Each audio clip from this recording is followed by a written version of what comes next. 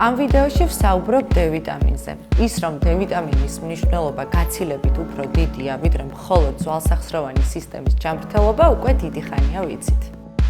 D-ვიტამინი ფაქტობრივად მთელი ორგანიზმის და ორგანოთა სისტემის გამართულად ფუნქციონირებას უზრუნველყოფს. ჩემთვისაც სიახლეა, რომ საკვები პროდუქტებით, იდეალურად კვების შემთხვევაშიც კი, ადამიანს აქვს უნარი საჭირო რაოდენობის D-ვიტამინის მხოლოდ 10% აითვისოს. დანარჩენი 90% მზის გასაკეთებელი.